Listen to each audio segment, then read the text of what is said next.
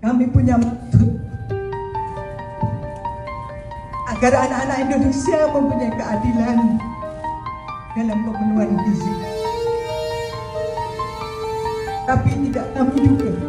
Wakil Kepala Badan Gizi Nasional, BGN, Nanik S. Deyang, tak kuasa menahan tangis saat menyampaikan permohonan maaf terkait kasus keracunan makan bergizi gratis, MBG, yang menimpa ribuan anak. Dikutip dari Tribun News, dengan suara bergetar, Nanik menyampaikan penyesalan mendalam atas insiden tersebut. Nanik mengaku sangat terpukul sebagai seorang ibu ketika melihat video anak-anak yang sakit. Dia menyatakan niat Presiden Prabowo hanya ingin memenuhi gizi anak sekolah lewat program MBG. Ia menegaskan insiden ini bukan sekadar soal angka, melainkan soal nyawa dan masa depan generasi bangsa. Ia pun kembali menundukkan kepala, menyampaikan permintaan maaf kepada seluruh anak dan orang tua di Indonesia. Nanik meminta seluruh pihak mendukung upaya perbaikan sistem dan mengajak masyarakat ikut mengawasi jalannya dapur MBG. BGN kini mengambil langkah tegas menutup 40 dapur program makan bergizi gratis, MBG, buntut kasus keracunan massal yang menimpa sejumlah pelajar.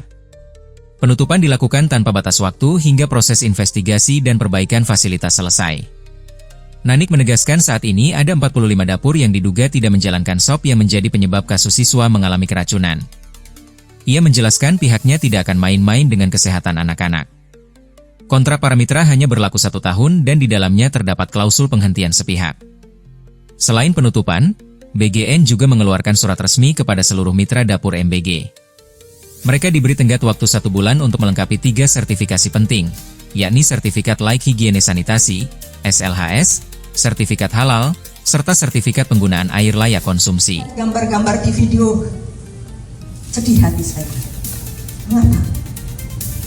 Kalau anak saya panas saja, saya sudah stres bukan main. Apalagi ini melihat anak-anak sampai digotong ke puskesmas, ke posko. Padahal niat kami, nawaitu presiden adalah ingin membantu anak-anak terpenuhi gizinya agar mereka menjadi generasi emas. Saya yang sebelumnya di BP Tasking atau saya yang sebelumnya berada di yayasan sosial, saya setiap hari nafas saya, parfum saya adalah anak-anak yang tidak mampu. Mereka sering sekolah hanya dengan berlaukkan garam saja. Kami punya maksud agar anak-anak Indonesia mempunyai keadilan dalam pemenuhan gizi. Tapi tidak kami juga. Ternyata saat ini luar biasa masalah yang terjadi. Itu sebabnya saya tidak pernah akan mau menyebut angka atau apapun yang terjadi, karena ini bukan masalah angka. Tetapi satu nyawa pun, satu anak pun sakit, itu adalah menjadi tanggung jawab kami, adalah kesalahan kami sebagai pelaksana untuk harus memperbaikinya secara total.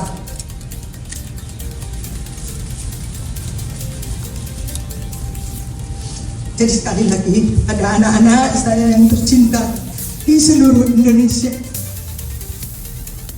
dan juga para orang tua. Saya mohon maaf atas nama BGN dan berjanji tidak akan lagi terjadi.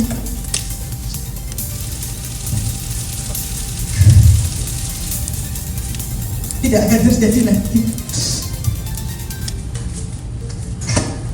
Kami juga mohon dukungan kepada semua pihak.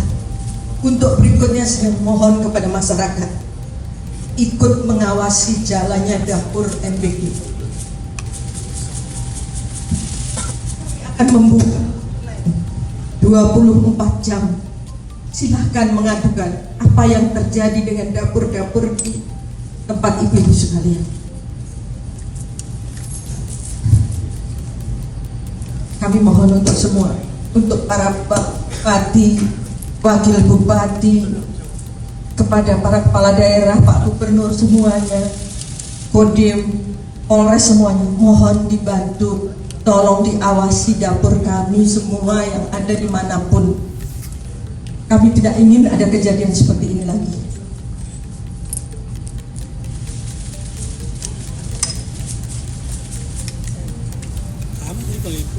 Dan tentang UPF.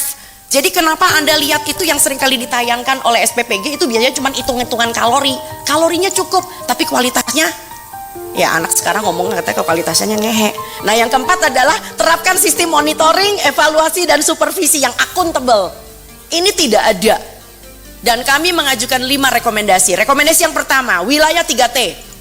Ya, saya pernah satu platform dengan salah seorang dari kantor komunikasi presiden di Kompas TV. Saya sempat nyecer, rame itu di Kompas TV ketika pertama kali MBG berjalan. Saya tanya, kenapa sasarannya bukan daerah 3T? Alasan beliau adalah karena strukturnya belum siap. Oh baiklah, mari kita tunggu. Ditunggu sampai bulan September, tetap masih belum siap. Ini mau sampai kapan? Karena target yang sebenarnya adalah orang-orang daerah 3T yang sekolah mesti nyebrang pakai getek, yang gurunya mesti pakai eretan, yang kalau hujan lalu sekolahnya banjir. Di wilayah 3T, dan tentu saja karena 3T nggak bisa membangun dapur SPPG mewah yang harganya miliaran, maka kita harus membina kantin sekolah. So adakan modifikasi MBG. Jadi jangan kekeh keras kepala batu harus pakai SPPG yang modalnya sekian miliar, yang harus mempunyai kulkas terbuat dari stainless whatever lah. Ya tapi kan kantin bisa diberdayakan. Ya latih, didik dan awasi para pemilik kantin. Kedua, kerjasama, sekali lagi bangun dengan Dinkes, kerjasama dengan puskesmas, karena kesehatan lingkungan puskesmas itu adalah bagian dari wilayahnya sebagai layanan supervisi, monitoring dan evaluasi, bukan dengan BPOM. Ya jelas dia kerjasama sama BPOM yang dibagi susu berkemasan sih. Yang ketiga, transparansi keuangan, di mana dapur dan penyedia diketahui publik, nggak diem-dieman. Yang keempat, buktikan bahwa terjadi edukasi makanan bergizi. Karena ini adalah janji dari BGN supaya masyarakat kita tuh bisa, anak-anak itu nggak buang-buang sayur. Kalau sayurnya nggak doyan, nggak semua sayur berdaun kan. Ada yang namanya wortel, ada yang namanya labu siem, ya. Nggak semua sayur berdaun gitu. Lalu kemudian libatkan bekerja sama dengan tenaga pelaksana gizi puskesmas. Ya, TPG kita tuh marah-marah loh. TPG kita mengatakan kita kayak dicuekin kayak pot kembang, cuma taruh di pinggir aja. Dan guru-guru lebih kesian lagi, sekarang punya istilah baru, Master of bagi-bagi makanan. Udah gitu kalau traynya hilang disuruh bayar 80.000. Astagfirullah. Yang ketiga,